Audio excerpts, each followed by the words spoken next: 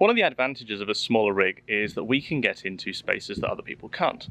Now, often people say, well, it doesn't really matter, in the RV parks they have these huge spaces. And sure, if you look around here, you can see there's some really big rigs in some of these spaces. But we turned up yesterday and we hadn't booked anything in advance. And that's what we like to do. We just like to fly with as few plans as possible to give ourselves maximum flexibility. And when we arrived yesterday, they said we have one spot left, but it's really small. How big is your rig? So we told them, and we actually walked around to come look at the space because it's that small.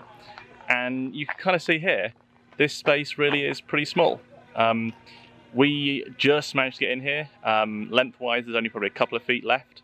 But the real problem is the width. And even with just our one slide, we are almost touching the kind of the plants on both sides.